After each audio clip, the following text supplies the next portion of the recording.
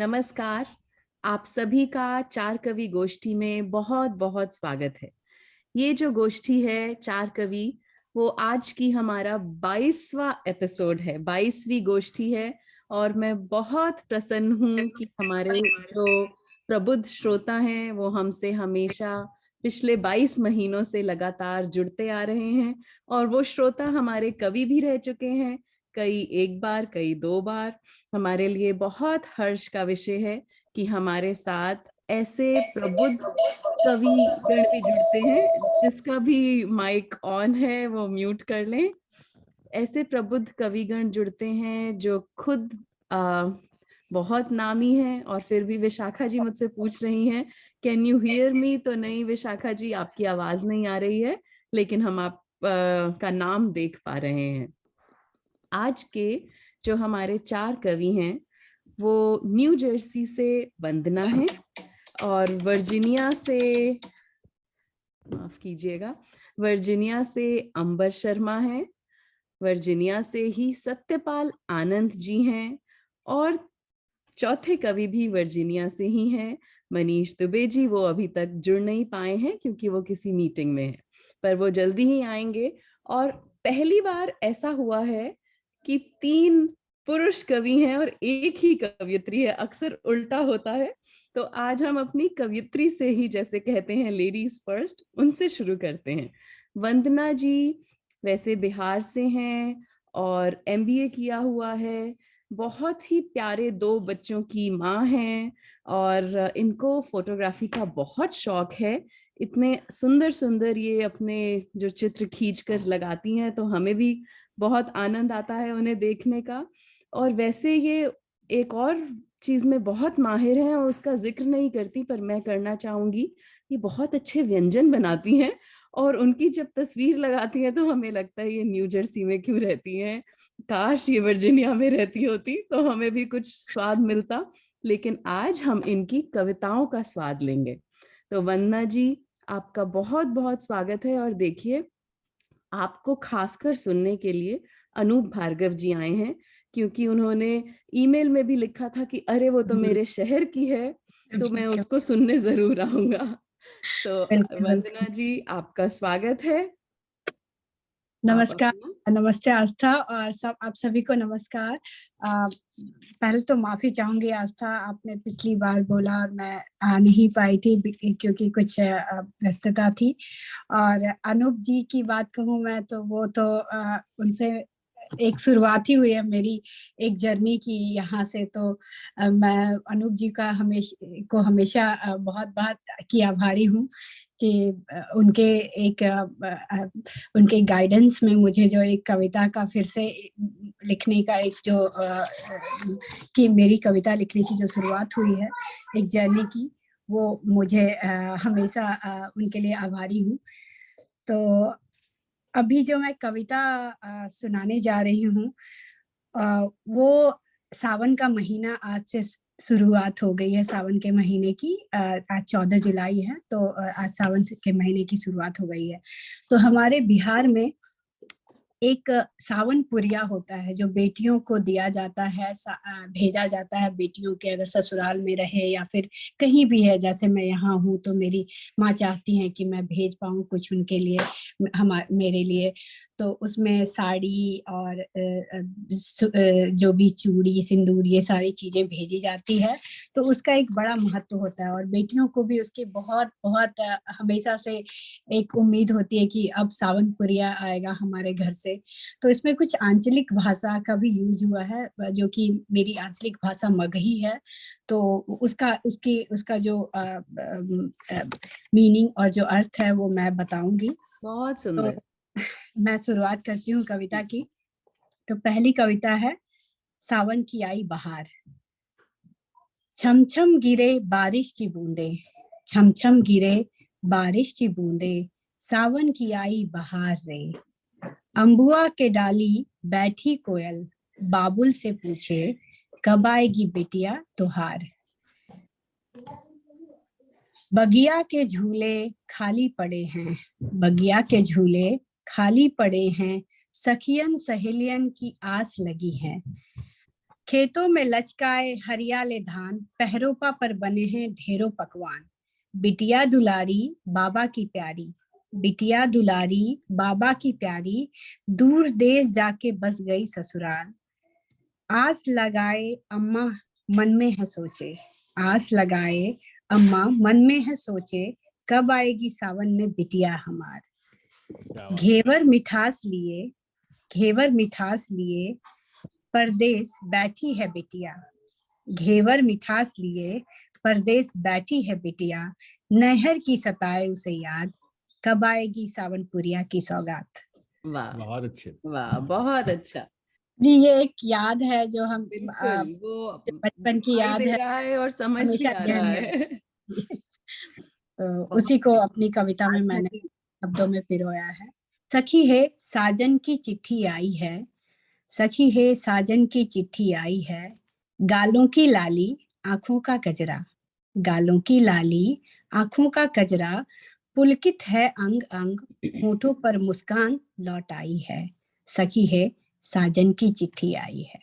तो साजन की चिट्ठी गालों से लेके जो श्रृंगार है सबको व्यक्त करती है। तो उस पे ये लाइन पंक्तियां थी।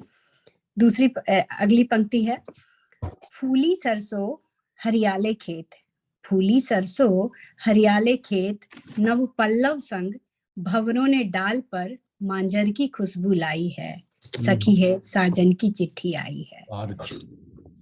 धन्यवाद। उसके बाद अगली जो पंक्ति है वो घर बार से लेकर है।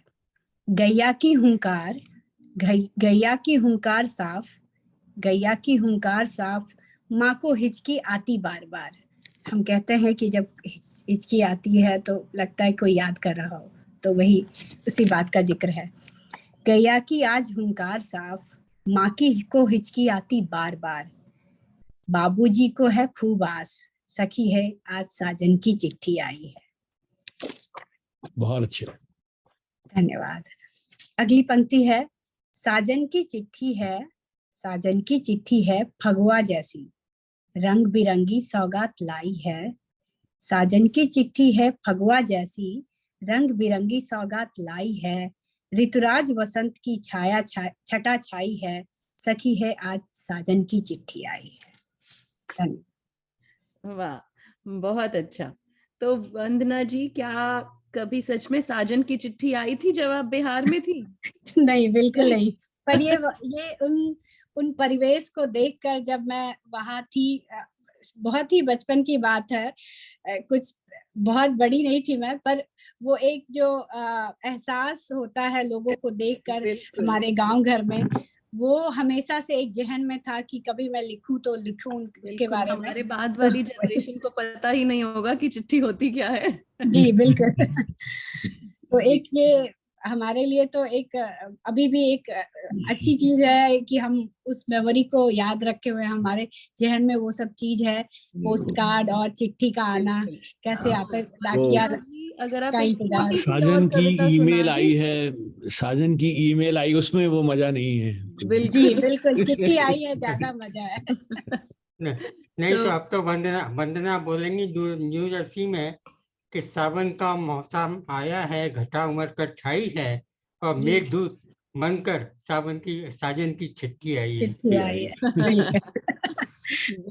तो वंदना जी, अगर एक कोई छोटी सी कविता हो वो आप सुना दो, और आपकी कविता अपने आप एक्सप्लेन करती है अपने आप को।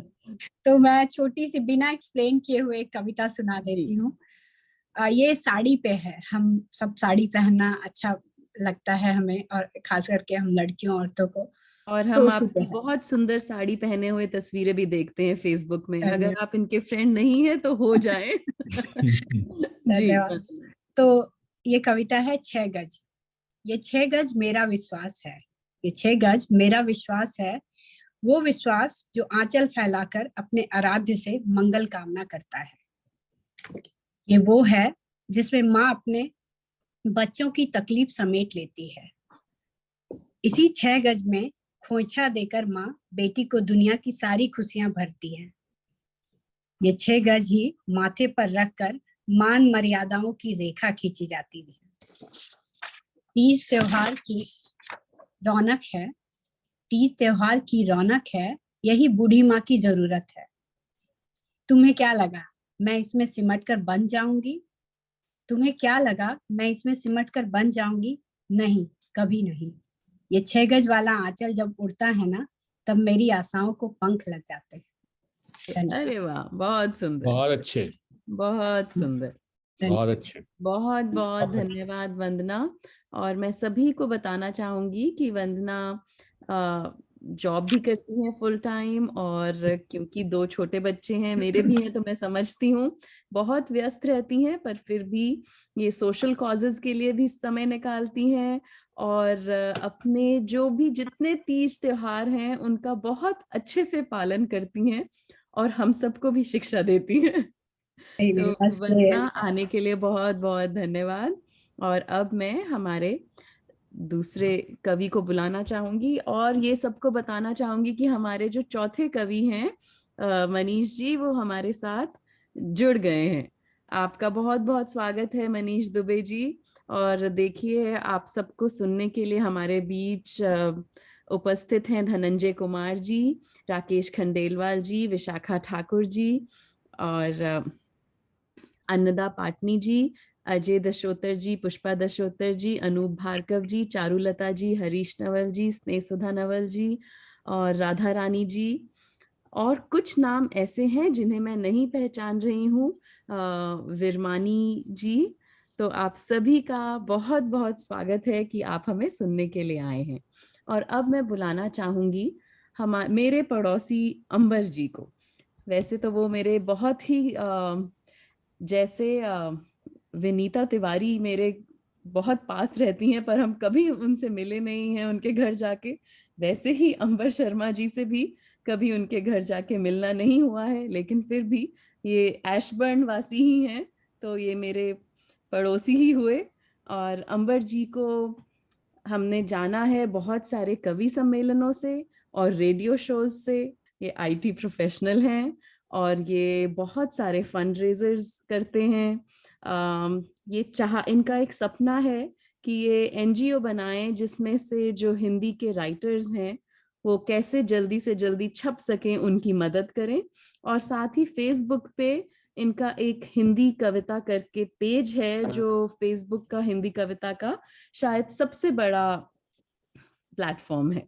तो ऐसे अंबर शर्मा जी का स्वागत है। बहुत बहुत धन्यवाद। जैसे मैंने बैक स्टेज पे मेंशन किया, मैं बहुत ही अनुभवहीन कवि हूँ और पेशे से तो आईटी में हूँ, तो सारी त्रुटियों के लिए मैं पहले से ही क्षमा चाहता हूँ। इस मंच पे मुझे बुलाने के लिए बहुत बहुत धन्यवाद। मैंने इस कोविड के दौरान जितने भी ऑनलाइन शोज किए हैं उसमें काफ़ी कुछ अपने में बदलाव लाने की कोशिश की है। जैसे आपने कहा कि मैं पहले सामाजिक विषयों पर लिखता था और कोविड में वैसे ही सब लोग त्रस्त थे, तो मैंने थोड़ा मूड चेंज करने की कोशिश करी है अपने लेखनी में। फिर मैं बहुत लंबी लंबी कविताएं भी लिखता था, तो मैंने छोटा लिखने की भी कोशिश करी है। तो आज मैं ऐसे ही कुछ लेकर आया हूँ अपनी डायरी से, द लॉस्ट डायरी से। शुरू करता हूँ। पहली है अंबर मुखबिर। शर्मा जी का अपना यूट्यूब चैनल है द लॉस्ट डायरी। तो पहली कविता है मुखबिर। मुखबिर हो चली हैं आंखें तुम्हारी, मुखबिर हो चली हैं आंखें तुम्हारी, तुम्हारे दिल का हर राज बताती हैं हमें। बगावत नहीं तो और क्या है, नजरअंदाज करके ये सताती हैं हमें। बगावत नहीं तो और क्या है, नजरअंदाज करके सताती हैं। वाह। दूसरी कविता है, ये भी बहुत ही छोटी सी है, तुम्हें नजर आए। सोचता हूं तुम पर कुछ ऐसा लिखूं, सोचता हूं तुम पर कुछ ऐसा लिखूं कि मेरे छुपे जज्बात तुम्हें नजर आए। क्या हाल है मेरा तुम्हें देखने के बाद, क्या हाल है मेरा तुम्हें देखने के बाद, कैसे हैं मेरे हालात ये तुम्हें नजर आए। वाह। अब बस तुम्हारे ही ख्यालों में मसरूफ हूँ, अब बस मैं तुम्हारे ही ख्यालों में मसरूफ हूँ, क्या है मेरे ख्यालात ये तुम्हें नजर आए। नामुमकिन सा ख्वाब है पर अब देख बैठे, नामुमकिन सा ख्वाब है पर देख बैठे, कि हम भी ख्वाबों में सारी रात तुम्हें नजर आए। हर रोज बस यही कश्मकश सी है, हर रोज बस अब यही कश्मकश सी है, कि काश हम में भी हो कोई बात कि तुम्हें नजर आए, कि हम में भी हो कोई बात कि तुम्हें नजर आए। वाह, बहुत अच्छी। धन्यवाद जी। एक और बहुत ही छोटी है, 2 पंक्तियों की कविता है, लेकिन कल मैं जरूर उसको पढ़ना चाहता था क्योंकि कल हमारी चर्चा हुई थी कैसे लोग छोटी सी बात को लेके ऑफेंड हो जाते हैं आजकल और बुरा मान जाते हैं। तो मैंने उस पे 2 लाइनें लिखी थी, मुझे लगता है बहुत ही सटीक है। तो मैं सभी को बता दूं, मुझसे बहुत बड़ी गलती हुई। मैंने इनका नाम जो सबको ईमेल भेजी उसमें अमाबार शर्मा लिखा, अंबर शर्मा की जगह। और जब मैंने इन्हें बोला कि आई एम सो सॉरी, तो इन्होंने कहा अरे कोई बात नहीं। तो इसलिए इनका नाम अंबर शर्मा है। वैसे आप सभी को पता है। आस्था, तुमने नाम को विस्तार दे दिया ना, तो इसलिए इनको भी कविता के क्षेत्र में और विस्तार की जरूरत है। सही बात जी। तो इस पे 2 लाइनें हैं। छोटी सी बात थी जाने देते, छोटी सी बात थी जाने देते, पर तुम तो छोटी बात कर गए। वाह वाह। फिर एक कविता लिखी थी जब मेरे पेरेंट्स अभी कोविड के 2 साल के दरमियान के बाद मुझसे मिलने आए, तो मैंने अपने बिहेवियर में ऑब्जर्व किया और उनको देखने का मौका मिला। तो कुछ लाइनें लिखी मैंने कि मुझ में कुछ कुछ मेरे पिता सा है, मुझ में कुछ कुछ मेरे पिता सा है, जैसे जब मैं बात करता हूँ या जैसे मैं चलता हूँ, विपदा में शांचित होकर विपदा को पराजित करता हूँ। उनका अंश बिल्कुल उनके समान मेरे व्यक्तित्व में अक्सर प्रभुत्व रहता है। उनका अंश बिल्कुल उनके समान मेरे व्यक्तित्व में अक्सर प्रभुत्व रहता है। मुझ में कुछ कुछ मेरी माँ सा है, मैं जैसे निस्वार्थ परवाह करता हूँ या अकारण ही विचलित हो जाता हूँ, या मैं बिना किसी की अपेक्षा से प्रेम करता हूँ, उनका अंश बिल्कुल उनके समान मेरे व्यक्तित्व में अक्सर अदृश्य रहता है। उनका अंश बिल्कुल उनके समान मेरे व्यक्तित्व में अक्सर अदृश्य रहता है। वाह, बहुत अच्छा। एक आपकी मुझे याद आ गई, वो बूरे वाली रोटी, चीनी वाली, ऐसा कुछ। शक्कर वाली रोटी। शक्कर वाली रोटी। तो अगर आप वो सुनाना चाहें तो बहुत अच्छा लगेगा हमें। जी बिल्कुल। वो मैंने रखी नहीं थी क्योंकि मैं सोच रहा था कुछ नया, जितनी कविताएं नहीं, तो आप जो सुनाना चाहते हैं वो सुनाएं।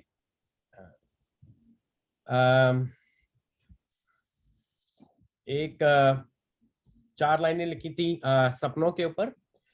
सपने हैं इन आंखों में, होना भी जरूरी है, ख्वाहिशों के ये मोती हैं, पिरोना भी जरूरी है, बस जिद है सब पाने की, कभी कभी खोना भी जरूरी है, भर भर के इन आंखों को कभी कभी रोना भी जरूरी है, भर भर के इन आंखों को बहुत कभी अच्छी, बहुत अच्छी। अगर टाइम है तो 2 लाइन और सुनाता हूँ। मैंने अपनी माँ पे लिखी थी जब आई थी। एक दुआ सा असर कर जाती है, एक दुआ सा असर कर जाती है, मेरी माँ जब मुस्कुराती है। बहुत सुंदर, बहुत सुंदर। अब आप शक्कर वाली रोटी सुना ही दीजिए। जी, एक सेकंड। वो इनकी बड़ी प्रसिद्ध कविता है। जी। जी। ना डायबिटीज का डर, ना कैलोरीज की चिंता होती थी, ना डायबिटीज का डर, ना कैलोरीज की चिंता होती थी। खाने के बाद अपना स्टैंडर्ड डिजर्ट छोटी सी शक्कर वाली रोटी थी। पूरे परिवार की रोटियां सेकते सेकते मेरी माँ भले ही थक के चूर हो जाती थी, फिर भी आखिर में थोड़ा सा आटा बचाकर वो शक्कर वाली रोटी जरूर बनाती थी। फिर वो चेहरे पे एक बड़ी सी मुस्कान लिए रोटी को चिमटे से उठाती थी और अपना अंबर बेटे की थाली में रखकर उसका माथा चूम जाती थी। कितने सरल थे वो दिन, कितने सरल थे वो दिन जब इन छोटी छोटी बातों में छुपी दुनिया की सबसे बड़ी खुशी होती थी। 56 भोग पकवानों से ज्यादा स्वादिष्ट मेरी वो शक्कर वाली रोटी थी। ना डायबिटीज का डर, ना कैलोरीज की चिंता होती थी। खाने के बाद अपना स्टैंडर्ड डिजर्ट छोटी सी शक्कर वाली रोटी थी। बहुत सुंदर, बहुत सुंदर, बहुत ही अच्छी। वैसे आपने बिल्कुल भी समय अधिक नहीं लिया है, तो अगर आपके पास कोई 2 लाइनें और हो तो सुना दें। जी बिल्कुल। अम, शतरंज के ऊपर मैंने अपनी बेटी को चेस सिखा रहा था, तो 4 लाइनें दिमाग में आई थी, लिखी है। ख्वाबों की बिसात सजाए बैठी थी, तकदीर अपनी चाल चल गई। ख्वाबों की बिसात सजाए बैठी थी कि तकदीर अपनी चाल चल गई। हौसलों के प्यादे जब तक डटे रहे तब तक जिंदगी की मात चल गई। हौसलों के प्यादे जब तक डटे रहे तब तक जिंदगी की मात टल गई। वाह, बहुत अच्छा, क्या बात, बहुत कोशिश अच्छा। की है मैंने और भी छोटी छोटी कविताएं, क्योंकि ऑनलाइन में क्या होता है, लंबी कविता हो जाए तो मैंने देखा इंटरेस्ट कम हो जाता है, तो इसलिए छोटी छोटी कविताएं एक वैरायटी ऑफ टॉपिक्स में लिखकर मैंने जोड़ने की कोशिश करी है। बिल्कुल, बहुत अच्छा लगा अंबर जी। और आप अब ये कहना छोड़ दें कि मैं कवि नहीं हूँ, आप कवि हैं। अरे इतने बड़े बड़े कवि मंच पर हैं, उनके सामने तो हमेशा मैं यही कहता रहूंगा, मैं कवि नहीं हूँ। इसमें कोई शक नहीं कि आज हम इतने सौभाग्यशाली हैं कि हमारे एरिया, क्या हम अमेरिका हिंदुस्तान दोनों के ही इतने बड़े कवि सत्यपाल आनंद जी हम सबके बीच में हैं। तो हमारा तो आज भाग्य बहुत ही ज्यादा अच्छा है। और जैसा उन्होंने कहा कि हम उनको सबसे अंत में बुलाएंगे, तो अब जो हमारे तीसरे कवि हैं, मैं उनका स्वागत करना चाहूंगी। मनीष दुबे जी। मनीष जी भी वैसे आईटी प्रोफेशनल हैं और अपने आप को कहते हैं कि ये हृदय से कवि हैं, कविता इनका पैशन है। इन्होंने बहुत समय तक रेडियो में भी काम किया है और ज्यादातर ये जो पॉलिटिकल इवेंट्स हैं और जो रोजमर्रा की बातें हैं उन पर अक्सर अपने विचार प्रकट करते हैं। और हाल ही में जब मैंने इनकी कविताएं सुनी तो वो बहुत भावुक कविताएं भी थी। वो वाला पहलू मैं इनका जानती नहीं थी, क्योंकि इनको अधिक हास्य कवि के रूप में जाना था। लेकिन ये हर पहलू पे, जीवन के हर पहलू पे लिखते हैं और अपने आप को कहते हैं कि हास्य कवि हैं, पर ये बहुत गंभीर भी हैं। ऐसे मनीष दुबे जी का हम स्वागत करते हैं। और ये अभी अभी मीटिंग में से आए हैं, तो आप इतनी व्यस्तता में भी आपने हमारे लिए समय निकाला। मनीष जी, आपका बहुत बहुत स्वागत है। नमस्ते आस्था जी, और सभी जितने भी कवि हैं यहाँ पे, कई लोगों से मैं मिला भी हूँ इन पर्सन, तो आप सबका प्रणाम। और आप सबको सुनने के लिए अब टाइम निकाल रहे हैं यहाँ पे, और अच्छे सब कविताएं इतनी अच्छी अच्छी सुनने को मिल रहा है, तो थैंक यू फॉर दैट। और आस्था जी आपको थैंक यू कि ये आपकी आस्था की डायरी में शायद मैं लास्ट वाला आपका इवेंट सुन रहा था, तो आप बोल रहे थे कितने इसमें एपिसोड हो गए, तो शायद एक पन्ना मेरा भी इसमें जुड़ रहा है, तो थैंक यू फॉर दैट। थोड़ा बिल्कुल लेट बिल्कुल। तो मैं कविताएं पता नहीं क्या सुनाऊं, तो शुरू करता हूं कहीं से और फिर देखता हूं कि आज कैसा मूड बनता है। काफी अच्छी अच्छी कविताएं अभी अमर जी बहुत अच्छा सुना रहे थे, तो छोटी छोटी कविताएं और बहुत प्यारी कविताएं थी। तो मैं शुरू करता हूं कि वैसे जैसा आपने तो बाकी इंट्रोडक्शन बता दिया, वैसे मैं श्रृंगार पे कविताएं लिखता हूं, जो कि जनरली सभी जितने भी कवि होते हैं, मतलब वैसे शादी के बाद श्रृंगार की कविता लिखना बहुत रिस्क की बात है, तो मैं थोड़ा रिस्क टेकिंग कैपेबिलिटी भी है। तो नहीं नहीं, राकेश खंडेलवाल जी यहाँ बैठे हैं, वो बहुत अच्छी श्रृंगार की कविताएं लिखते हैं, वो सबसे बड़े रिस्क टेकर हैं। अच्छा, तो देखिए, तो एक कविता से शुरू करता हूँ और फिर बताता हूँ कि इश्क जमाने में कुछ शेर होंगे और फिर एक आध कविताएं सुनाता हूँ। तो एक कुछ शेर हैं, चंद शेर, कि इश्क जमाने में नया नहीं पर गजब हो जाता है। इश्क जमाने में नया नहीं पर गजब हो जाता है, रात में खत लिखो सुबह अखबार हो जाता है। वाह, रात में खत लिखो लिखो। सुबह अखबार हो जाता है। वाह वाह वाह। एक अगला है कि जैसे मैं बोल रहा था कि रिस्क टेकिंग वाली बात, तो एक बार मेरी वाइफ लास्ट टाइम बोल रही थी कि हमेशा तुम लिखते हो, हमारे लिए कभी नहीं लिखो, और अभी लिख के बताओ कुछ। तो बड़ा प्रेशर था। प्रेशर में कविता होती नहीं है। कविता तो होती है कि चांद चांद निकला हो, सूरज हो, बहता नदी हो, है? तो वो प्रेशर में लिखा था, लेकिन मुझे ऐसा लगा कि मैं लिख गया फिर भी। तो अब सोच सकते हैं आपकी कैसा। तो देखिएगा कि तुम ही बताओ मैंने वाइफ के लिए लिखा कि तुम ही बताओ कैसा लिख दूं, तुम ही बताओ कैसा लिख दूं, कितना तुमको प्यारा लिख दूं, तुम ही बताओ कैसा लिख दूं, कितना तुमको प्यारा लिख दूं, जितना लिखता कम पड़ता है, जितना लिखता कम पड़ता है, आओ आज तुम्हें मैं पूरा का पूरा लिख दूं, आओ आज तुम्हें मैं पूरा का पूरा लिख दूं। वाह।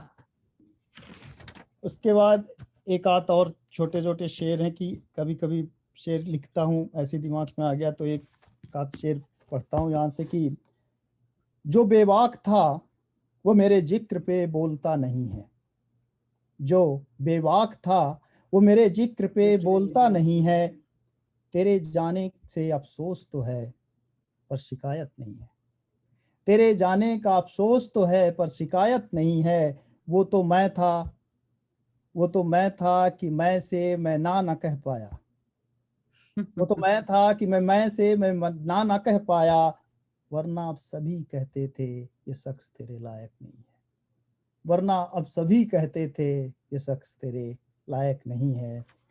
और एक एक कविता सुनाता हूँ, टाइम बताइएगा आस्था जी, कई बार मैं भूल जाता हूँ कब टाइम हो गया, तो बताइएगा जब मुझे अभी आपने शुरू किया है, सुनाए। अच्छा ठीक है, तो एक कविता सुनाता हूँ और उसके बाद फिर देखते हैं कि कैसे अगला कविता की तरफ। कहते हैं वो आशिक था, ये शायद आस्था जी आपने सुना था, कई बार मैं और फोरम में गया तो वहाँ पे रिक्वेस्ट हुई तो मैंने कहा आज यहाँ पे सुनाता हूँ, कुछ लोग नए हैं। कि कहते हैं वो आशिक था क्यों कत्ल भला हो सकता है, कहते हैं वो आशिक था क्यों कत्ल भला हो सकता है, आशिक ने ही कत्ल किया हो ऐसा भी हो सकता है, आशिक ने ही कत्ल किया हो ऐसा भी हो सकता है। कहते हैं वो नेता है, कहते हैं वो नेता है, कोई लूट भला क्यों सकता है, नेता ने ही लूट लिया हो ऐसा भी हो सकता है, वाह वाह। नेता ने ही लूट लिया हो ऐसा भी हो सकता है।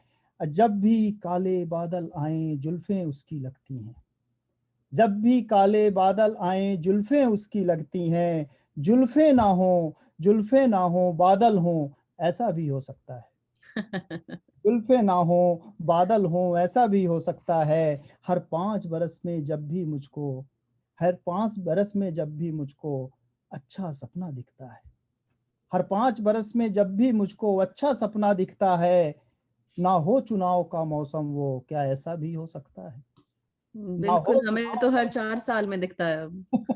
इधर 4 में दिखता है, हर इधर 4 कर लीजिए उसको, ना हो चुनाव का मौसम वो क्या ऐसा भी हो सकता है। और कहते थे, एक गंभीर लाइन है जो कि यहाँ पे बड़े बड़े कवि बैठे हैं तो आप लोगों को समर्पित करता हूँ कि कहते थे जो पत्थर दिल है, कहते थे जो पत्थर दिल है कल रोया है खूब बहुत, कहते थे जो पत्थर दिल है कल रोया है खूब बहुत, शायद मेरा शेर सुना हो ऐसा भी हो सकता है, मेरा शेर सुना हो ऐसा भी हो सकता है। धूप में घर से, जो उर्दू के जानकार हैं उनके एक एक मैंने उर्दू का लफ्ज यहाँ पे यूज किया, सही हो गया हो तो आप लोगों का आशीर्वाद चाहिए। कि धूप में घर से निकला था, धूप में घर से निकला था और भीग के वापस आया है, धूप में घर से निकला था और भीग के वापस लौटा है, हिज्र का शायद वक्त रहा हो ऐसा भी हो सकता है, हिज्र का शायद वक्त रहा हो ऐसा भी हो सकता है। और अंबर भी नीला नीला है, अंबर जी आपका नाम आ गया, कभी जनरली अपना डालते हैं लेकिन देखिएगा शायद हाँ आपको अच्छा लगे, लास्ट लाइन तक वेट करिए। अंबर भी नीला नीला है, अंबर भी नीला नीला है, सागर भी नीला नीला, अंबर भी नीला नीला है, सागर भी नीला नीला, दोनों ने ही जहर पिया हो ऐसा भी हो सकता है, दोनों ने ही वाह। जहर पिया हो ऐसा भी हो सकता है। और इसकी एक लास्ट लाइन है जो बाद में ऐड किया था। जैसे हमारे यहाँ पे अंबर लाल है और वंदना और आस्था नीले हैं। तो जी। देखिएगा कि आखिरी लाइन है कि दरवाजे पे आहट सुनकर, गंभीर लाइन है ये, कि दरवाजे पे आहट सुनकर दिल धक धक करने लगता है, दरवाजे पे आहट सुनकर दिल धक धक करने लगता है, शायद यूं ही हवा चली हो ऐसा भी हो सकता है, शायद यूं ही हवा चली हो ऐसा भी हो सकता है, शायद यूं ही हवा चली हो, ऐसा भी हो सकता है। वाह, टाइम कितना है आप एक कविता और सुनाएं। छोटी होनी चाहिए तो। मैं मनीष जी से एक सवाल करना चाहूंगा। जी। डर लग रहा है इस सवाल से ही। हाँ पूछिए। बोलिए सर। मैं मनीष जी से कुछ पूछना चाहूंगा। जी जी। ये बताएं, सब चुप चुप है, मजे क्यों नहीं आपकी कविताओं का दाद क्यों नहीं देते, शाबाशी क्यों नहीं देते? ये बताएं कि आपने जो दाएं हाथ में ये कड़े और ये गजरे पहन रखे हैं, इनका संबंध कुछ आपकी कविताओं से भी है? ये शौक है, लेकिन गजरा नहीं है, गजरे की जगह अलग होती है। दिखाएं तो जरा, हाथ ऊंचा करके दिखाएं सबको। ये 4-5 तो तो अब इनको वैसे तो टाइम मेरे 2 मिनट कविता के थे, लेकिन ये तो पंडित होने के नाते मैं पहनता भी हूँ और कुछ वो भी रहता है। ये शौक के लिए होता है, जो बहुत दिन से किसी दोस्त ने दे दिया तो बोले पहनो, तो मुझे अच्छा लगता है। और ये अभी गया था, वेस्ट वर्जीनिया गया था, तो ये जो दोनों हैं, एक मेरे बेटे ने पसंद किया, बोले आप पहनते हो अच्छा लग रहा है, ये मुझे अच्छा लग रहा तो उसका पहन लिया। और एक ये फिर बोला कि चलो ठीक है, एक मैं भी पसंद कर लेता हूँ। ये चारों का है। तो बड़े शानदार कविता से सब। तो नहीं है, लेकिन अच्छा लगता है पहनना। ठीक है, समझ अच्छा, गया। दाग देने वाली बात का जवाब दोनों का देना पड़ता है। तो दाग देने वाली की बात है कि जब मेरी कविताएं होती तो लोग अपने अपने कहीं और गुम हो जाते, तो बोलते हैं ना कि मैंने जैसे शुरू किया, लोग अपने ख्यालों में किसी और के साथ चल दिए, तो वो इतना बिजी हो जाते हैं कि मैं पूछता नहीं हूँ दाग की। नहीं नहीं, ऐसा है कि हम सब दाद दे रहे हैं, लेकिन ये हम तकनीक के भरोसे बैठे हैं तो सबको म्यूट करना पड़ता है, नहीं तो डिस्टरबेंस आती है। तो ऐसा बिल्कुल नहीं है। और जी मनीष जी, आप अपनी कविता सुनाए। तो, देखिए आपको कितने ध्यान से देखा सत्यपाल जी ने। हाँ वो पता नहीं कब हाथ ऊपर किया, सर जी ने नोटिस किया। जी। अम, अब एक कविता, एक्चुअली मेरी थोड़ा बड़ी बड़ी कविताएं रहती हैं, तो मैं वो देख रहा था कि मैं छोटा कोई ऐसा सुना दूं जिसमें कि टाइम भी ज़्यादा ना लगे, लेकिन थोड़ा गा के है गीत जैसे लिखता हूँ तो ट्राई करता हूँ मैं। 1 आध मिनट इधर उधर हो सकता है शायद, जी। चलेगा? नहीं तो मैं बीच में रोक दूंगा कहीं पे भी, फिर कभी सुना देंगे, हम तो आते नहीं नहीं, रहते हैं। आप सुनाए। तो जी। वो एक सावन पे कोई गा रहा था ना, तो एक मुझे वंदना जी। कर लिया, जो मैंने लिखा था लास्ट टाइम, ये कनाडा का एक शो था उसमें गाया था, तो देखिएगा। जी। ये जो सावन की लहर है, कुछ नशा है लेके आई, ये जो सावन की लहर है, कुछ नशा है लेके आई। थोड़ा तुम बहक रहे हो, थोड़ा हम बहक रहे हैं, थोड़ा तुम बहक रहे हो, थोड़ा हम बहक रहे हैं। ये हवा जो फिर चली है, कुछ मस्त सी है खुशबू, ये हवा जो फिर चली है, कुछ मस्त सी है खुशबू, है ये रंग की महकिया, है बदन की तेरे खुशबू, है ये रंग की महकिया, है बदन की तेरे खुशबू। मेरी छोटी छोटी बातें, तेरा धीरे मुस्कुराना, मेरी छोटी छोटी बातें, तेरा धीरे मुस्कुराना, ये तुम समझ रहे हो या हम समझ रहे हैं, ये तुम समझ रहे हो या हम समझ रहे हैं। है ये उम्र इतनी नाजुक कि संभल के कैसे चल दें, है ये उम्र इतनी नाजुक कि संभल के कैसे चल दें। जैसे तुम फिसल रहे हो, वैसे हम फिसल रहे हैं, जैसे तुम फिसल रहे हो वैसे हम फिसल रहे हैं। ये जो सावन की लहर है कुछ नशा है लेके आई, थोड़ा तुम बहक रहे हो, थोड़ा हम बहक रहे हैं। Thank you. वाह, बहुत अच्छा। आज तो देखिए सावन की शुरुआत है, मुझे नहीं पता था, वंदना ने हमें याद दिलाया, और मनीष जी आपने भी सब कुछ सावनमय कर दिया, बहुत बहुत धन्यवाद। और हमें ये भी पता चला कि आपको किस चीज का शौक है। हमने आपकी 5 चीजें जो आप हाथ में पहनते हैं बहुत ध्यान से देखी।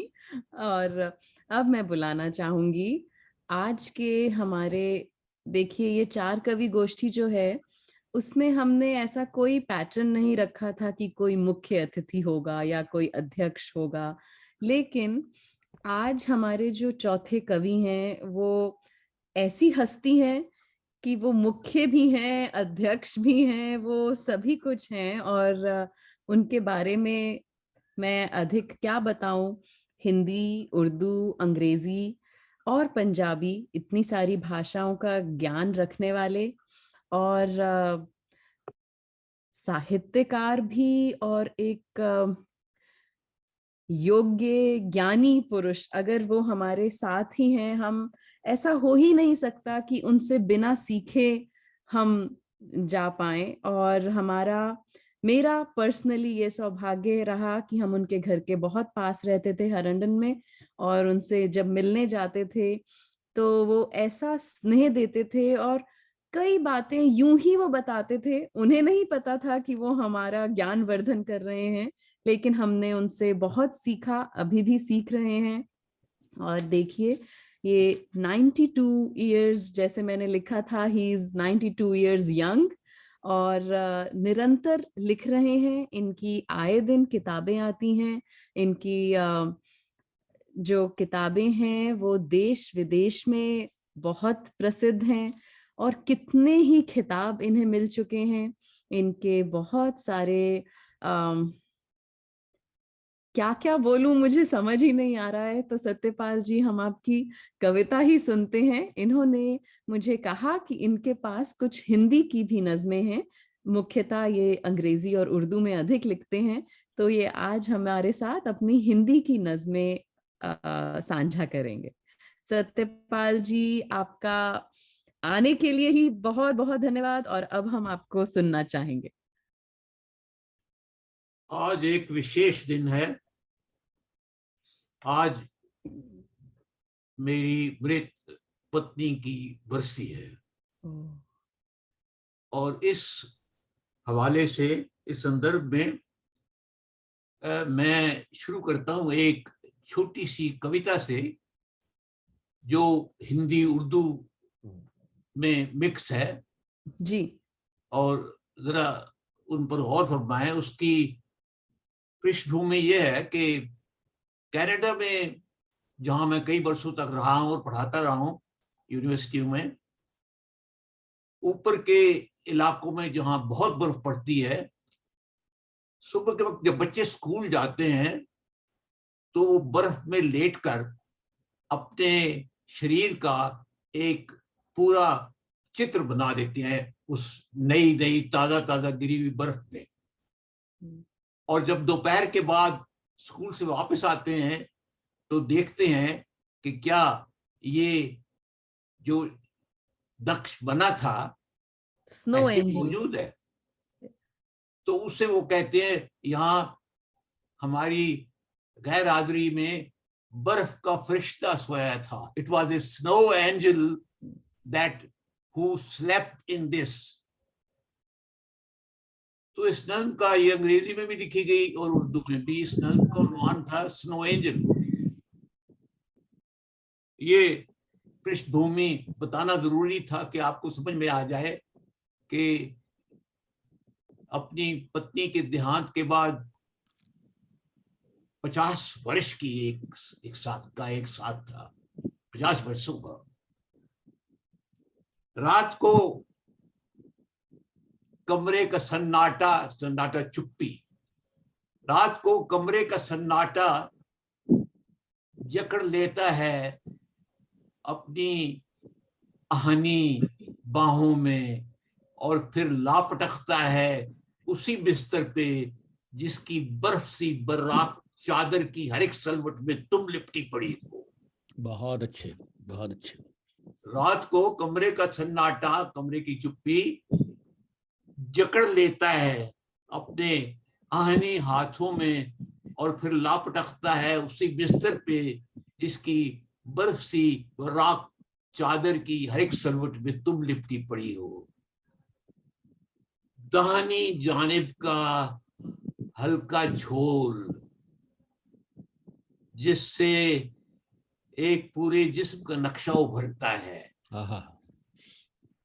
उसी जिस्म का जो तुम अपने साथ लेकर जा चुकी हो। और मैं डरता हूं, बाएं हाथ सोता हूं, तुम्हारा नक्श बिस्तर से स्नो एंजल का खाका मिट गया तो शब की इस चुप्पी में किससे बात होगी? नज़्म खत्म हो जाती है। बहुत अच्छे, बहुत अच्छे। और मैं डरता हूं, बाएं हाथ सोता हूं, तुम्हारा नक्श बिस्तर से स्नो एंजल का ये खाका अगर यूं मिट गया तो रात की चुप्पी में किससे बात होगी? वाह। चलिए मैं अब आपको कुछ ये गजलों के शेर सुनाता हूँ हिंदी में। जी। ये लगभग 50-60 वर्ष पुराने हैं। आस्था इनकी बैकग्राउंड जानती हैं कि ये कैसे लिखे गए और मेरा दूसरा साथी कौन था इन गजल हिंदी में गजल को इंट्रोड्यूस करने वालों में से।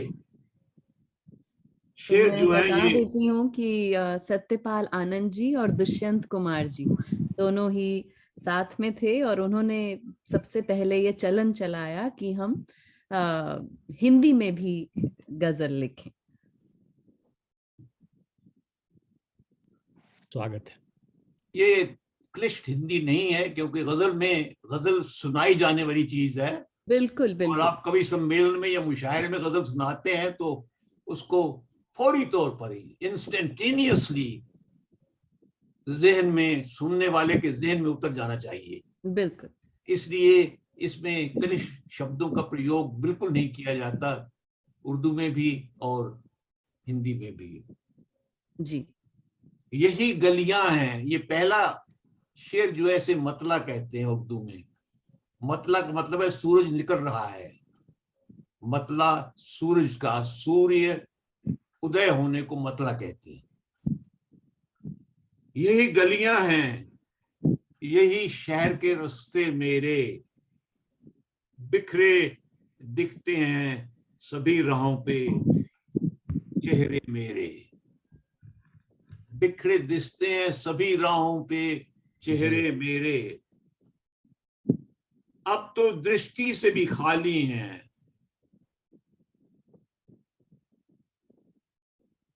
पर कल सूरज थे, अब तो दृष्टि से भी वंचित हैं।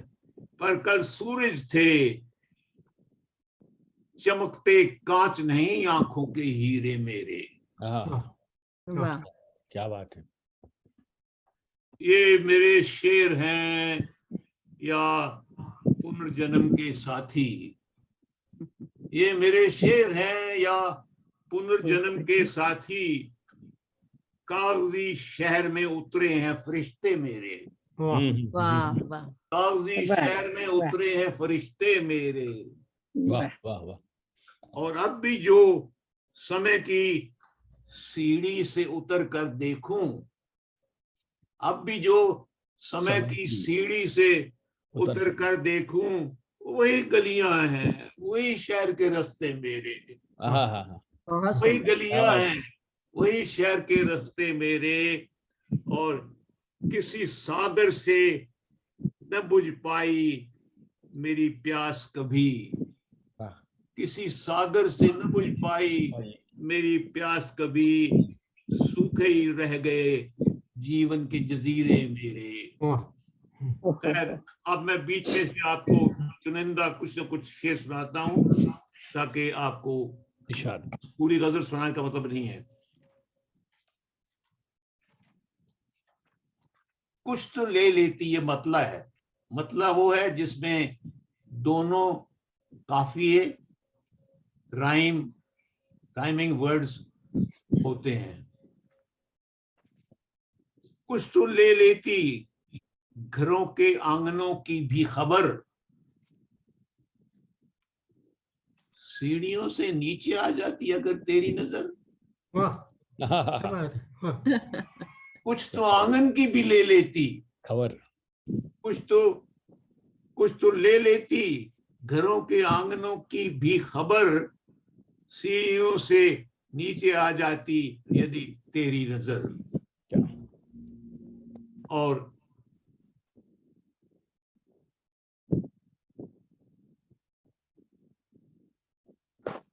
कोई भी मझधार से लौटा नहीं वापस कभी, कोई भी मझधार से लौटा नहीं वापस कभी। छोर से फिर भी किसी आवाज की कोशिश तो कर, वाह। छोर से फिर भी किसी आवाज की कोशिश तो कर। और हाँ, ये शेर, प्रेम संबंधों के इस गहरे समुंदर से परे, प्रेम संबंधों के इस गहरे समुंदर से परे, मैं भी एक क्षण का जजीरा हूं, मुझे छू कर गुजर। प्रेम संबंधों के इस गहरे समुंदर से परे, मैं भी एक क्षण का जजीरा हूं, मुझे छू कर गुजर।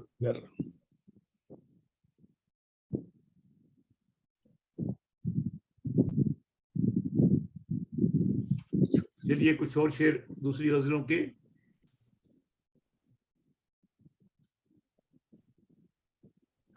जब भी मेरी नजर सूरज से टकराती है, दीवारों पर पीली धूप बिखर जाती है। वाह वाह। जब भी मेरी नजर सूरज से टकराती है, दीवारों पर पीली धूप बिखर जाती है। गुलदानों के सारे फूल, गुलदानों के फूल तो सारे सूख चुके हैं, गुलदानों के फूल तो सारे सूख चुके हैं। मेरे हाथों में खुशबू अब तक बाकी है। गुलदानों के फूल तो सारे सूख चुके हैं, मेरे हाथों में खुशबू अब तक बाकी है। बहुत अच्छे, बहुत अच्छे, बहुत सुंदर। एक दिन, जी शेर सुनिए, कि एक दिन तपती धूप को मैंने चूम लिया था। क्या बात है, क्या बात है। एक दिन तपती धूप को मैंने चूम लिया था, चांदनी रात अब तक अंगारे बरसाती है। एक दिन तपती धूप को मैंने चूम लिया था, चांदनी रात अब तक अंगारे बरसाती है। क्या बात है। ऐ मेरे मधुमास की गीली गीली आंखों, तकियों को अब छोड़ो, नींद नहीं आती है। तकिए को छोड़ो, नींद नहीं आती है। बहुत अच्छे। और अंतिम शेर इस गजल का है कि बिखरे बिखरे शीशों के इस महानगर में, बिखरे बिखरे शीशों के इस महानगर में, रह नहीं जाता, आंखें बिल्कुल रह गई हैं बीते बीते हर, हाँ इस महानगर में। चलिए दो चार शेर और सुन लीजिए, फिर बंद कर। कभी गजल कभी कविता का रूप भरते हैं।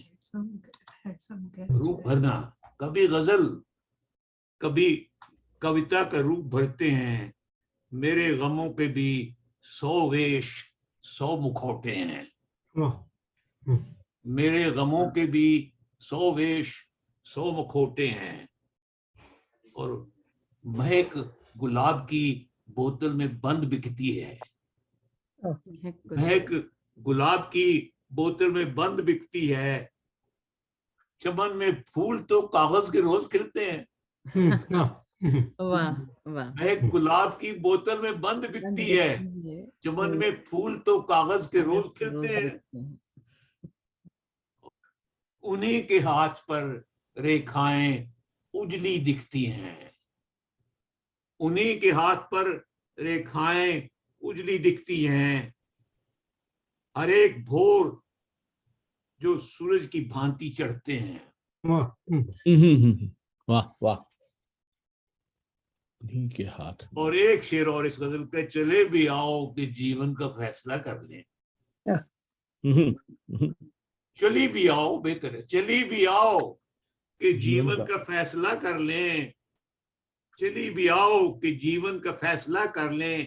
क्षितिज के पार जहां दोनों वक्त मिलते हैं। वाह वाह। और कभी हैं खुश कभी नाराज मेरे मित्र आनंद। कभी हैं खुश कभी नाराज मेरे मित्र आनंद। कदम कदम पे कई सूरतें बदलते हैं। काफी है, शुक्रिया, धन्यवाद। आनंद साहब, आपको याद दिला दूं 2-3 शेर। एक चरवाही पगडंडी पर पगचिन गिनती रहती है। उस बस्ती का रास्ता जब से हम बंजारे भूल गए। कुछ शेर सुना देता हूं मैं। हाँ, मुझे जुबानी याद है। भरे पूरे मेले में गए थे, किसके सहारे भूल गए। भूल गए। भरे पूरे मेले में गए थे, किसके सहारे भूल गए। किसकी उंगली मुट्ठी में थी, हम बेचारे भूल गए। भूल गए। The child lost in a fair, मेले में खोया बच्चा। भरे पूरे मेले में गए थे, किसके सहारे भूल गए। किसकी उंगली मुट्ठी में थी, हम बेचारे भूल गए। और ये शेर सुनिए। जीवन की जब शाम हुई तो सोचा घर भी हो आए। जीवन की जब शाम हुई तो सोचा घर भी हो आए। कितने दिन यौवन के थे और कहाँ गुजारे भूल गए। भूल गए। क्या बात है, क्या बात है। यौवन के थे, क्या बात है। कहाँ गुजारे भूल गए। और ये सीखिए कि एक चरवाही पगडंडी पर, एक चरवाही पगडंडी पर पद चिन्ह गिनती रहती है। एक चरवाही पगडंडी पर पद चिन्ह गिनती रहती है। उस बस्ती का रास्ता जब से हम बंजारे भूल गए। बहुत अच्छा। और डोली उठी या चिता पे बैठी, सब था एक समान उसे। याद रही दो रोती आंखें, चेहरे सारे भूल गए। भूल गए। और आनंद ये देखिए कि अर्घ जब शिवलिंग पर चढ़ाया जाता है तो पानी, तो शिवलिंग भी तो पत्थर है, पत्थर का बना हुआ है। और रास्ते में पड़ा हुआ एक कंकर जो आपके पांव से ठोकर मार कर पाए, वो भी तो पत्थर है। आनंद, हम तो पत्थर थे, शिवलिंग की काया रखते थे। आनंद, हम तो पत्थर थे, शिवलिंग की काया रखते थे। अर्घ मिला या ठोकर खाई, हम बेचारे भूल गए। अर्घ मिला या ठोकर। एक शेर और भूल गया था, वो सुन लीजिए, फिर इसके बाद खत्म करता हूं।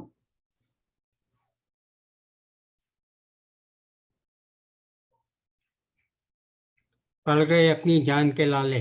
सर वो एक जंतर मंतर भूल गए, हाँ नहीं, क्या था? हाँ, पड़ गए अपनी जान के लाले, कैसे सवेरे थे हम भी, एक मिस कन्या नागिन को को गले लगाया, मंत्र मंत्र सारे सारे भूल गए। अंतर सारे भूल गए। Right right.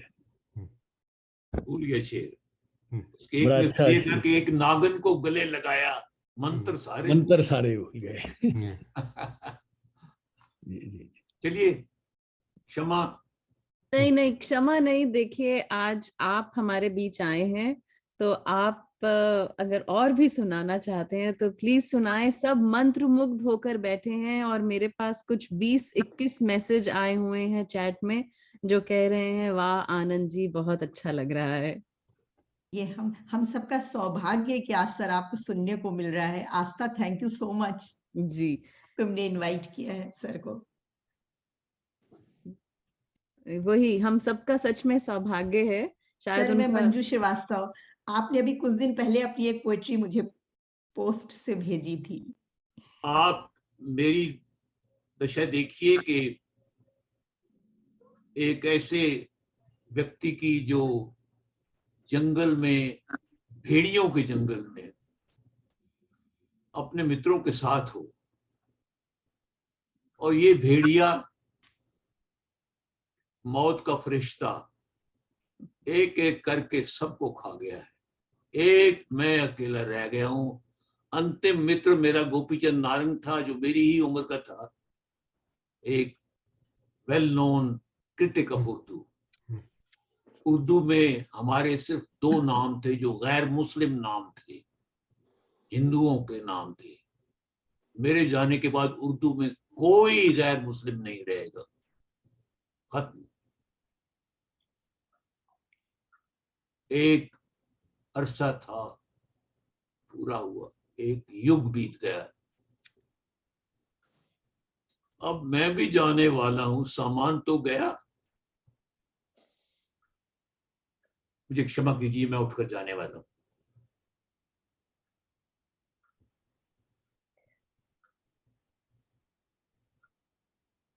आपके शब्दों में ये निराशा नहीं होनी चाहिए सत्यपाल जी। मैं अब उठकर बहुत एक युग है आपके साथ, युग अभी बीता नहीं फिर आ है। जाऊंगा थोड़ी देर। हाँ, युग अभी बाकी है, युग अभी बाकी है आस्था। जी, तो देखिए, सब निशब्द से हो गए हैं सत्यपाल जी को सुनने के बाद। उनका प्रभाव और पर्सनालिटी सब ऐसी ही है कि जो भी उनके पास जाता है उनका होकर ही वापस आता है। और इतनी बड़ी शख्सियत, मुझे अपने आप उनको कभी भी, मैंने उनका इंटरव्यू लिया था आस्था की डायरी पर, लेकिन 4 कवि सम्मेलन में मुझे उनको बुलाने का कभी साहस नहीं हुआ था, क्योंकि मुझे लगता है उनको तो अकेले सुनना चाहिए। उन्होंने मुझे पिछले हफ्ते ईमेल की कि तुम्हारी 4 कवि गोष्ठी में मैं आना चाहता हूँ। तो मेरे लिए ये इतनी बड़ी बात थी कि सत्यपाल जी ने खुद अपने आप को बोला कि वो भाग लेना चाहेंगे। हम सभी के लिए, जितने भी श्रोतागण हैं और जो हमारे आज के बाकी 3 कवि हैं, उनके लिए भी बहुत बड़ा है कि हम उनके साथ बैठ के मंच साझा कर रहे हैं। जो नहीं जानते उनको बता दूं कि ये सिर्फ कवि शायर ही नहीं, इनके बहुत उपन्यास हैं। और इनके जो बचपन के, मतलब क्योंकि 92 साल की उम्र है इनकी, तो इन्होंने जब ये अपने 20 साल के थे तब इन्होंने, कहते हैं कि मेरे पास पैसे की इतनी कमी होती थी और मेरी लेखनी चलती थी। इनके पिता को मार दिया गया था पार्टीशन में, इनके सामने चाकू छुरा घोंप कर, और बड़ी दर्दनाक कहानी है। और ये सबसे बड़े बेटे थे। तो कहते हैं कि मैं उपन्यास लिखता था अलग अलग नाम से, और एक हफ्ते में एक उपन्यास लिख देता था ताकि मुझे पैसे मिले। तो देखिए एक कहाँ से उनकी जर्नी शुरू हुई। और इनके बहुत उपन्यास हैं, बहुत कविता, जो इंग्लिश की इनकी पोइट्री की बुक्स हैं, बहुत प्रसिद्ध हैं। और ये इंग्लिश के प्रोफेसर रहे पंजाब में भी और फिर कनाडा में भी। तो सत्यपाल जी को हमने सुन लिया। शायद वो मुझे नहीं पता कि वो निराश होकर उठे या क्या हुआ, मैं राकेश जी को बुलाना चाहूंगी, जैसी हमारी रीत है चार कवि सम्मेलन की, कि ये आए और हमारी गोष्ठी का समापन करें। अच्छा, एक चीज और बता दूं जी कि सत्यपाल आनंद जी ने 2 साल सऊदी अरब में भी यूनिवर्सिटी में पढ़ाया। जी, और कई यूरोप की भी यूनिवर्सिटीज में हाँ। ये जाते रहे। क्योंकि मेरा सौभाग्य रहा है पिछले इनको 34-35 साल से जानने का। वाह। 80s में जब से ये अमेरिका आए हैं तब से मैं जानता हूँ। जी एक आस्था, वो मैंने एक लिंक डाला है, आलोक श्रीवास्तव जो बहुत खुद अच्छे शायर हैं, जी वो आए थे भारत से अमेरिका, और उन्होंने सत्यपाल आनंद जी का एक बड़ा लंबा इंटरव्यू लिया है। जी उसका मैंने लिंक डाला है, अगर लोग बाग कॉपी करना चाहें तो। One of the best. बिल्कुल। मैं अनूप जी बताऊंगा आपको कि जी, मैं जो एक कार्यक्रम करता हूँ गजब साहित्यकारों के अजब जी, जी, किस्से, जी। तो उसमें जब मैंने सत्यपाल आनंद जी से बातचीत की और उनके संस्मरण सुनाए, तो मुझे 40 मैसेजेस आए कि इनको पुणे बुलाइए। तो हमने उससे अगला भी एपिसोड उन पर ही किया, और वो बहुत अच्छा एपिसोड है। कोई भी चाहेंगे तो मैं YouTube से वो भी दे सकता हूँ। जी वापस आ गया है। जी, तो हम औपचारिक रूप से अपने आनंद जी आ गोष्ठी गए का हैं उससे। औपचारिक रूप से हम अपनी गोष्ठी का, अगर आप लोग कहें तो समापन करें, और फिर से हम सत्यपाल जी को सुन सकते हैं, या हम इस गोष्ठी को, क्योंकि सत्यपाल जी हमारे बीच हैं, तो हम आज लंबा भी कर सकते हैं। तो सत्यपाल जी, क्या आप और सुनाना चाहेंगे? नहीं, अब क्योंकि सुनिए हम दूसरे सब मित्रों से, क्योंकि दूसरे हम मित्रों से। तो सब मैं तो सिर्फ आपको सुनना ये चाहते बताना हैं। चाहता था कि क्रिएटिव एबिलिटी की कोई उम्र नहीं होती। बिल्कुल। इसी महीने मेरी 3 नई किताबें कराची से छपकर आई हैं, पाकिस्तान से। वाह। रूबरू, इसमें कविताएं हैं जिनमें मेरे साथ गालिब एक तरफ और मैं दूसरी तरफ आपस में बातचीत करते हैं कविताओं में, और वो मुझ पर एतराज करते हैं, मैं उन पर एतराज करता हूँ। झगड़ा सा खड़ा हो जाता है बिल्कुल। वाह वाह वाह, बहुत इसका सुंदर। नाम है रूबरू, फेस टू फेस। इसमें शॉर्ट स्टोरीज है रिटन इन वर्स, माई छबीला और दूसरी नज्म कहानियां, माई छबीला और दूसरी नज्म कहानियां। ये और ये तीसरी किताब छपकर आई है, नकूश पाए रिफ्तगां। इसमें मेरे अपने जीवन में मुझसे सीनियर लोगों से मैंने क्या क्या पाया। इसमें 7 9 2 3 5 2 7 ऐसे सीनियर लोगों की चर्चा है, उनका जिक्र है इसमें, इस किताब में। नकूश पाए रिफ्तगां, पाए रिफ्तगां मीन्स जाने वालों के पांव के निशान। नकूश निशान, पाए पैर, और रिफ्तगां जो जा चुके हैं, जो इस दुनिया से चले गए, उनके पांव के निशान। ये 3 किताबें। और सत्यपाल जी, ये हमसे सवाल किया जा रहा है कि आपकी किताबें अगर कोई खरीदना चाहे तो कहाँ से मिल सकती हैं? जाहिर है कि इंडिया में जो छपी है वो इंडिया से मिल सकती हैं, पाकिस्तान में जो छपी है वो तो कहीं नहीं मिल सकती। पाकिस्तान में आपका कोई संबंधी हो तो आपको खरीद कर भेज दे। अच्छा, ठीक। ऐसी और कोई तरीका नहीं है। यहाँ अमेरिका में बैठे हुए हम लोग बहुत दूर बैठे हैं, ऐसा कोई ढंग नहीं है। यहाँ कोई बुक सेलर ये किताबें बेचने के लिए मंगवाता नहीं है। एक जमाना था कि कनाडा में एक मस्जिद के साथ एक बुक शॉप लगी हुई थी, उनको आप कह दे तो वो मंगवा देते थे आपको किताबें। लेकिन अब कनाडा से मैं तो यहाँ आ गया पक्का। जी, 12-15 बरस पढ़ाया और उसके बाद यहाँ आ गए। चलिए, अब आप आगे चले, मुझे भूल जाए थोड़ी देर के लिए। आप किसी को एक बार मिल जाएं तो आपको भूलना बहुत मुश्किल है। लेकिन मैं चाहूंगी हमारी गोष्ठी का समापन करने के लिए राकेश जी को मैं बुलाना चाहूंगी।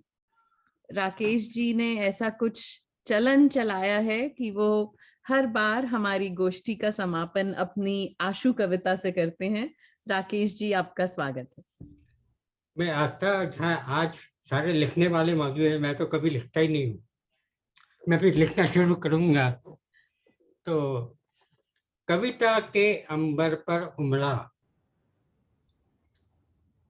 कविता के अंबर पर उमड़ा आज क्या बात। नवल आनंद अनूठा, वाह वाह वाह वाह। और सब साहित्य मनीषी अपना शीश झुकाकर करें वंदना। वाह। और श्रावण कृष्ण पक्ष की तृतीया को 22 बरसती बूंदें, रिमझिम चलते आयोजन की दीर्घ आयु की करें कामना। वाह वाह वाह। आज सावन की तीज है ना जी, सावन की तीज है और 4 कवि गोष्ठी का 22वीं गोष्ठी है।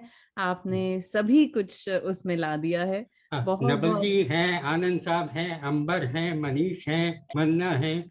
जी जी, आपने सबको एक साथ ला दिया है। और मैं एक बार जो हमारे प्रबुद्ध श्रोतागण हैं उनका भी नाम लेना चाहूंगी। हमारे बीच आज जुड़ी हुई हैं चारुलता जी, और एक मिनट जी, चारुलता जी, हरीश नवल जी, स्नेहसुधा नवल जी, राधा रानी जी, राकेश जी को तो हमने अभी सुना ही है, लक्ष्मण ठाकुर जी, विशाखा ठाकर जी, अजय दशोतर जी, पुष्पा दशोतर जी, अन्नदा पाटनी जी, अनूप भार्गव जी, मधु खरे जी, मंजू श्रीवास्तव जी, प्रिया अय्यर जी और वीना कुमार जी। आप सभी ने हमें सुना, उसका बहुत बहुत धन्यवाद। बहुत अच्छा लगा। और आज का तो जैसा हम सभी बात कर ही रहे हैं, बहुत खास आयोजन रहा। आप सभी का धन्यवाद और पुनः सत्यपाल आनंद जी का बहुत बहुत शुक्रिया। हम फिर मिलेंगे 4 कवि गोष्ठी के 23वें अध्याय में अगले महीने। तब तक के लिए आस्था नरेंद्र टंडन और रंजना टंडन को भूल गई। अरे, नरेंद्र टंडन जी और रंजना टंडन जी भी जुड़े हुए हैं, उनको मैं कभी नहीं भूल सकती। पर ऐसा है कि मुझे आपका नाम नहीं दिखाई दे रहा है यहाँ पे। I'm just teasing you. अब दिखाई दे गया जी।